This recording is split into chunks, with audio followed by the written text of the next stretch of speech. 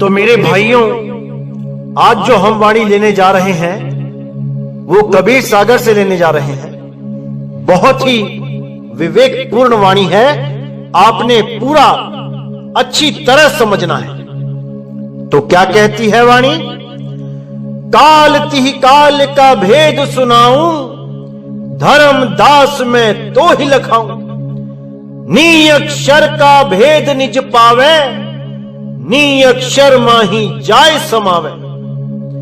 यानी धर्मदास जी को कबीर साहब कहते कि हे धर्मदास, तुम्हें मैं काल तिहि काल का यानी तीनों काल का भेद बताता हूं और तुम्हें लखाता हूं कि ये काल कहां छुप के बैठा है। धर्मदास जी को कबीर साहब ने काल का लखाव कराया था कि काल है क्या, साक्षात दिखाया था। लेकिन आज के गुरु केवल काल के नाम से डराना जानते हैं। इनको कोई पूछने वाला हो कि क्या कभी काल को देखा है, कभी काल को देखा है तो उसकी फोटो बना के दिखाओ। क्यों बेवकूफ बनाते हो जनता को काल के नाम पे? केवल और केवल डर की भक्ति करवाना चाहते हैं। ये डरा डरा के लूटना चाहते हैं। काल से बचाने के लिए यज्ञ करवाते हैं, उसमें दान लेते हैं। ये सब कालजाल है। आज की वाणी से आपको हर चीज समझ में आ जाएगी। तो साहिब कहते हैं काल त्रिकाल का भेद सुनाऊं, धर्मदास में तो ही लखाऊं। नी अक्षर का भेद निज पावे, नी अक्षर माही जाय समावे। कि जिसको नी अक्षर का भेद पता लग जाता है वो नी अक्षर में ही समाएगा जाके, वो काल जाल से सदा के लिए छूट जाता है।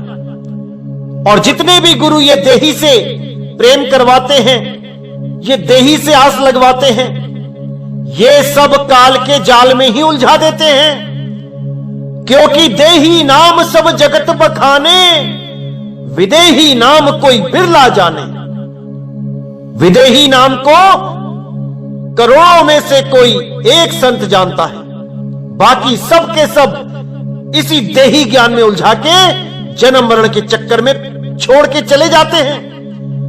खुद तो चले जाते हैं, 84 में चेलों को भी ले जाते हैं। तो साफ बोला, जो नहीं जान नियक्षर भेदा, तामह काल करत है छेदा। नी अक्षर बिन काल न जीते, यज्ञ दान के ताकर बीते। कि जो नी अक्षर के भेद को नहीं जानता है, काल उसमें छेद करता है, छेद। और जो नी अक्षर के भेद के बिना काल से सामना करने जाते हैं, यानी मौत आ जाती है और नी अक्षर का पता नहीं होता, वो सब के सब काल के मुंह में चले जाते हैं। नी अक्षर बिन काल न जीते, यज्ञ दान के ताकर बीते। कितने ही साल बिता दो यज्ञ करते हुए, दान देते हुए गुरुओं को, वो काल बख्शेगा नहीं जब तक तुम्हें इन अक्षरों से ऊपर नी अक्षर का ज्ञान देने वाला कोई गुरु नहीं मिल जाए। जब तक तुम्हारा जन्म मरण खत्म नहीं हो सकता। योग यज्ञ तप काल पसारा, यज्ञ दान सब काल व्यवहारा। काल गति संसार है भाई, बिरला जन कोई लख पाई।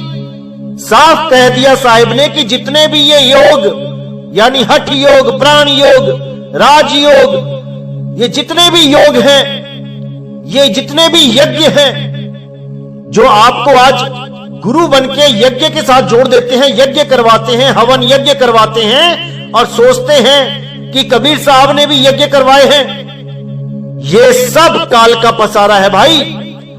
योग यज्ञ तप, ये तपस्या कराने वाले, ये सब काल का पसारा है। ये जितने भी नाम मंत्र जाप देने वाले, ये सब काल का पसारा है।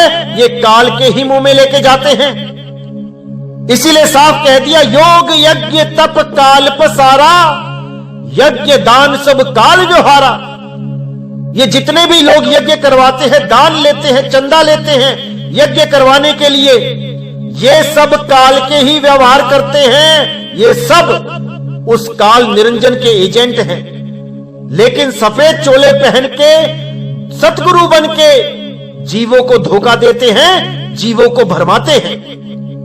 काल गति संसार है भाई, बिरला जन कोई लख पाई। ये काल गति संसार है, जितना भी संसार है ये सब पैदा हो रहा है, बदल रहा है और एक दिन नाश हो जाएगा। यही काल गति है। और इसी काल गति में जो भी कुछ दिखाई देता है, जो भी कुछ आपको महसूस होता है, वो सब काल के अंदर है। ये शरीर भी काल के अंदर है, चाहे वो चेले का होए चाहे वो गुरु का होए। दोनों ही शरीर मां के गर्भ से निकले हैं, धीरे धीरे बढ़ते हैं, जवान होते हैं, फिर बूढ़े होते हैं और फिर इसी मिट्टी में मिल जाते हैं।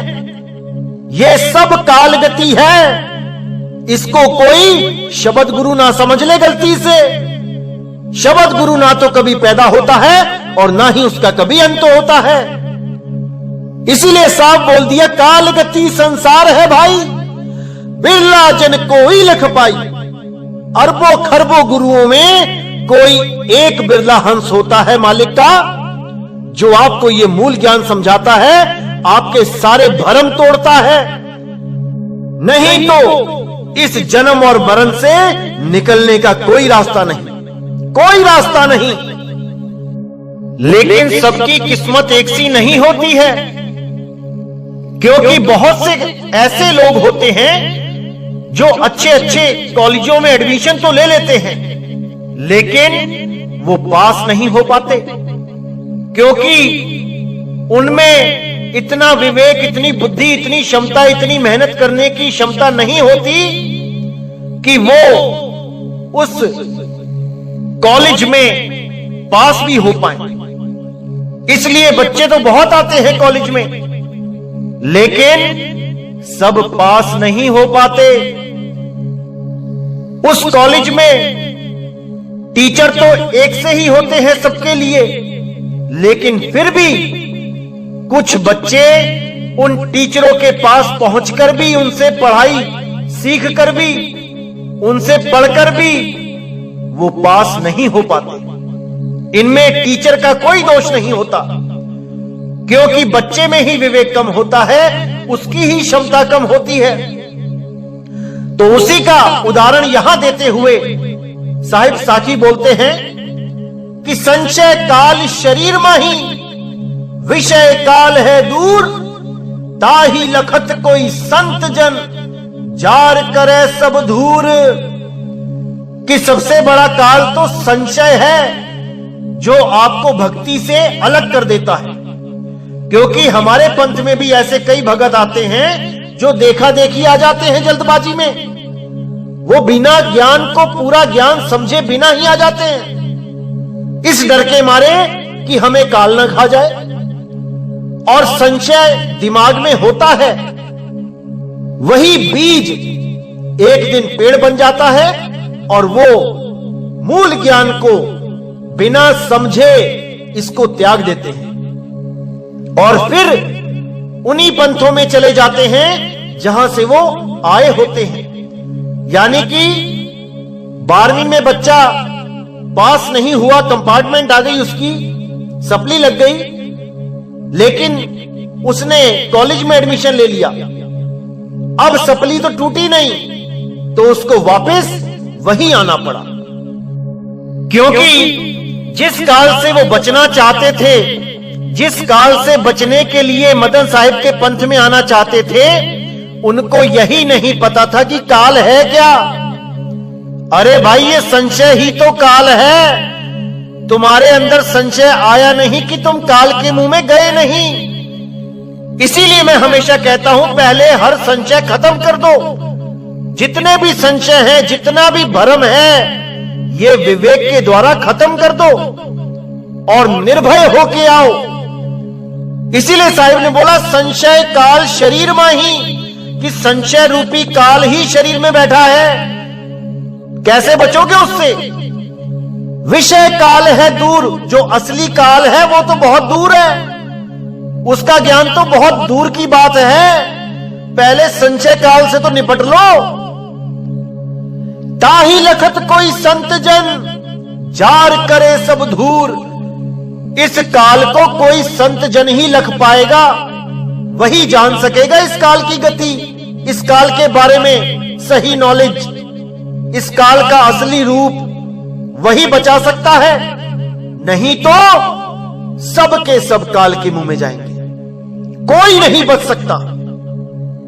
इसीलिए साहिब ने बोला, ताही लखत कोई संत जन जार करे सब धूर। जितने भी ये संशय हैं सबको जार देगा, वो धूर में मिला देगा, एक भी संशय नहीं रहने देगा। ऐसा कोई बिरला संत होगा जो सबके भ्रम तोड़ देगा, वही आपको कालजाल से मुक्त कर सकता है। अन्यथा सबके सब ये आपको भ्रमित ही कर सकते हैं, ये आपको संशय ही पैदा कर सकते हैं आपके मनों में। कोई किसी में उलझा देगा, कोई कुछ में उलझा देगा, कोई मंत्रों में उलझा देगा, कोई जप तप में उलझा देगा, कोई कर्म कांडों में उलझा देगा, कोई तीर्थों मूर्तियों में उलझा देगा, लेकिन कोई भी सत्य तक नहीं ला पाएगा। तो मेरे भाइयों, इसको अच्छी तरह समझना है, एक एक चीज को मन में बसा लेना है, क्योंकि इतना तो सबको पता है कि परमात्मा को पाना है, इस काल जाल से बचना है तो नाम ही एकमात्र उपाय है। बिना नाम के कोई नहीं बचेगा, इतना तो हर धर्म वालों को पता है। हिंदू को भी पता है, मुस्लिम को भी पता है, सिखों को, ईसाइयों को भी पता है कि बिना परमात्मा, बिना अल्लाह, बिना वाहेगुरु का नाम लिए कोई मुक्त नहीं हो सकता। इतना तो सबको पता है, लेकिन ये नहीं समझ में आ रहा कि उसका कौन सा नाम लिया जाए। सब अपनी अपनी भाषाओं का नाम पकड़ के बैठे हैं, सब अपने अपने द्वारा बनाए हुए नाम पकड़ के बैठे हैं।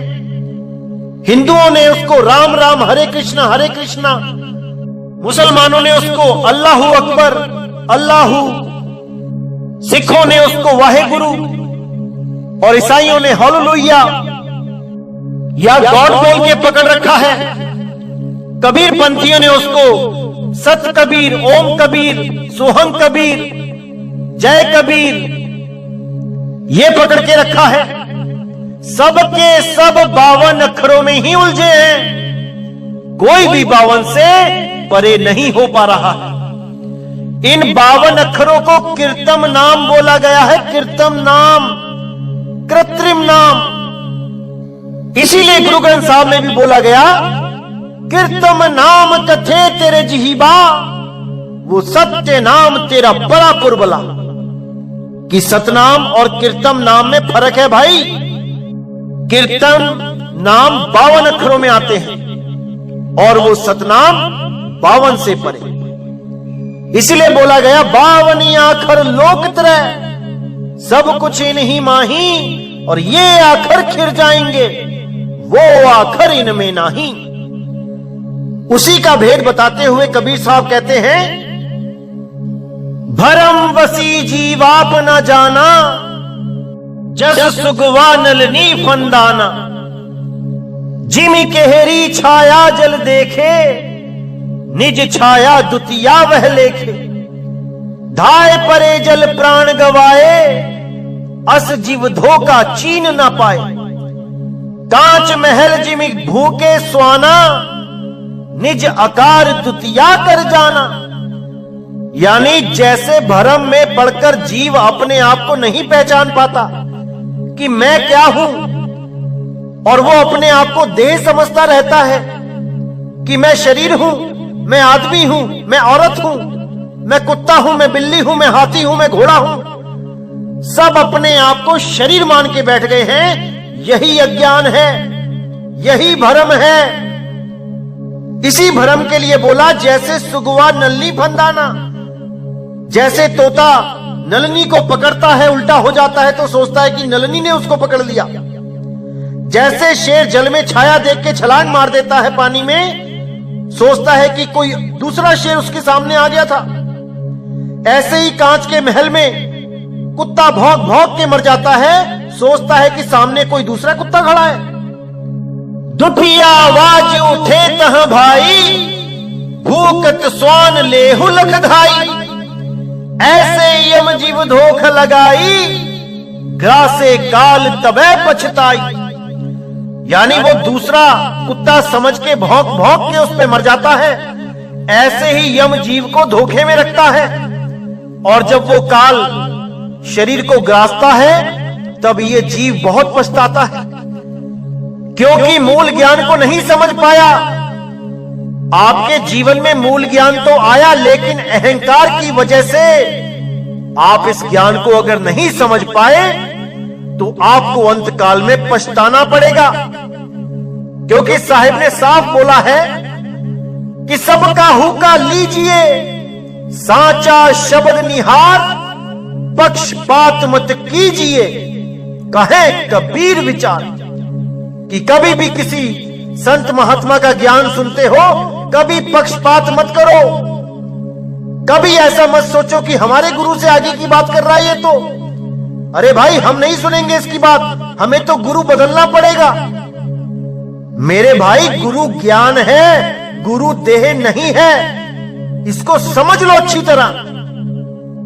हमारा इंसान जन्म में आने का लक्ष्य सच्चे ज्ञान को प्राप्त करके मुक्त होना है, ना कि किसी गुरु की गुलामी करनी है। तो आगे साहिब कहते हैं, सतगुरु शब्द प्रीत नहीं करई, ताते जीव नष्ट सब परई, कीर्तम नाम निरंजन शाखा, आदि नाम सतगुरु अभिलाखा। अब कितना क्लियर कर दिया साहिब ने कि सतगुरु के शब्द से जो प्रीत नहीं करेगा उसका जीवन नष्ट हो जाएगा। ये जो मैं वाणियां दिखा रहा हूं आपको, ये मेरी वाणियां नहीं है भाई, ये सतगुरु की वाणियां हैं। और इन वाणियों को समझकर भी अगर आप पक्षपात करते हो तो आपने सतगुरु कबीर साहब के साथ पक्षपात कर दिया, अपने जीव के साथ पक्षपात कर दिया। और जिसने भी अपने जीव के साथ पक्षपात किया उसको 84 में जाने से कोई नहीं रोक सकता। इसीलिए बोला, कीर्तम नाम निरंजन शाखा, आदि नाम सतगुरु अभिलाखा।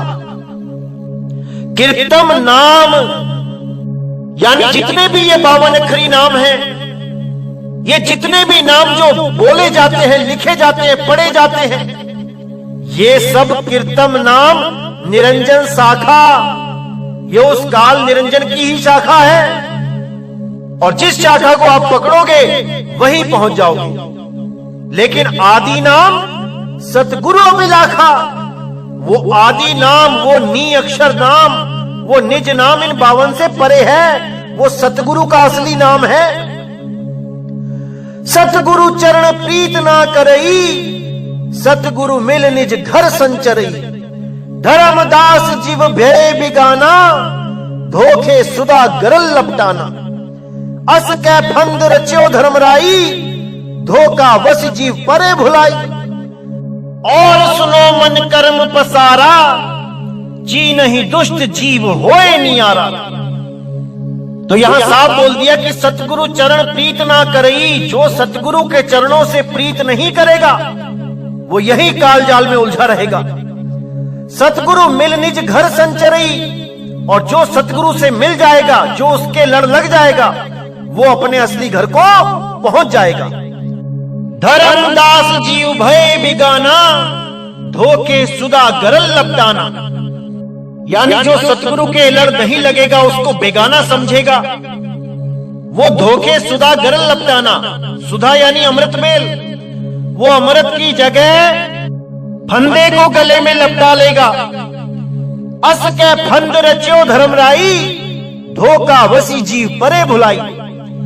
ऐसा फंदा रचा हुआ है धर्मराय ने, उस काल निरंजन ने, कि जिसमें सब जीवों को उलझाता रहता है। कैसे उलझाता है? जाप करवा के, तप करवा के, यज्ञ हवन करवा के, पूजा पाठ करवा के, तीर्थ व्रत में घुमा के, यानी बाहर मुखी कर्म कांडों में लगा के, लेकिन कभी भी वो आत्म ज्ञान को प्रकट नहीं होने देता। आत्म ज्ञान की तरफ जाते हुए मनुष्यों को संशय, भ्रम दिमाग में डालता रहता है, और जो उस भ्रम के चलते भ्रमित हो जाता है वो उस आत्म ज्ञान से दूर हो जाता है। और जो उस आत्मज्ञान से दूर हो गया वो समझ लो काल के मुंह में पहुंच गया। अब उसे बचाने वाला इस पूरे ब्रह्मांड में कोई नहीं है। इसलिए बोला और सुनो मन कर्म पसारा, जी नहीं दुष्ट जीव होए न्यारा। यानी और सुनो मन कर्म पसारा, और जितने मन के जितने भी कर्म का पसारा है, जो आपके मन में आता है आप वो करने लग जाते हो, ये सारा का सारा खेल काल का है। जी नहीं दुष्ट जीव होए न्यारा। जो जीव उस दुष्ट को चीन लेगा, उस काल जाल को समझ लेगा, वही उससे न्यारा हो सकता है। अन्यथा सब के सब उस काल के मुंह में जाने के लिए तैयार बैठे। कोई नहीं बच पाएगा, केवल वही बचेगा जो अपने आत्म ज्ञान में रमण करेगा, जो अपनी आत्मा में रमण करेगा। इसलिए मेरे भाइयों, देह गुरु को शब्द गुरु मत समझो। देह गुरु अलग है, शब्द गुरु अलग है। शब्द गुरु से प्रेम करो जो आपके अंग संग सदा संग है। वो कभी आपको अकेला नहीं छोड़ता, चाहे कैसी भी परिस्थिति क्यों ना आ जाए, वो आपको कभी अकेला नहीं छोड़ता। वो आपके सदा सदा अंग संग है मेरे भाई, इसको अच्छी तरह समझ जाओ। तो मेरे भाइयों, मुझे बहुत से फोन आते हैं, बहुत अच्छा लगता है जब आप पूरा भरम खत्म करके, हर चीज क्लियर करके तब फोन करते हैं। और उन लोगों से गुजारिश करूंगा कि जिन्होंने अभी ये मूल ज्ञान नहीं समझा है और वो फोन करके सवाल जवाब करते हैं, भाई मेरे पास इतना समय नहीं होता है कि मैं हजारों लोगों के सवालों के जवाब फोन पे दे सकूं। इसलिए आपसे अनुरोध करता हूं कि पहले आप कम से कम 50 सत्संग तो सुन लें, सीरियल वाइज एक नंबर से। और जितने भी प्रश्न आपको लगते हैं आप उसको डायरी में लिखें। और मैं आपको यकीन दिलाता हूं कि 50 तक आते आते वो सारे सवाल अपने आप खत्म हो जाएंगे। ये मैं आपसे पूरा वादा करता हूं कि 100 तक पहुंचते पहुंचते हर चीज क्लियर हो जाएगी। ऐसा कुछ भी नहीं बचेगा जो आपके समझ में नहीं आएगा। उसके बाद तो हर चीज ऐसी समझ में आएगी कि ऐसा लगेगा आपको कि जैसे आप बने ही इस ज्ञान के लिए थे और गलती से कहीं और उलझ गए थे। ये मैं वादा करता हूं आपसे। तो मेरे भाइयों, अब मुझे विदा करें और बहुत जल्दी अगला सत्संग आएगा। इसी के साथ मैं सत्संग यही समाप्त करता हूं। जय गुरु बंदी छोड़ वैराग साहिब, जय गुरु बंदी छोड़ साधु शरण साहिब, जय गुरु बंदी छोड़ बाबा नानक साहिब, बाबा रविदास साहिब, बाबा गुरु अंगद देव साहिब, मेरे धर्मदास जी, भीखा जी, पलटू जी, मेरे सभी संत। जय गुरु बाबा मदन साहिब जी की जय। जय सतगुरु बंदी छोड़ सतगुरु सत्य कबीर साहिब की सदा ही जय हो, सदा ही जय हो। मेरे मालिक की साहिब बंदगी सतनाम।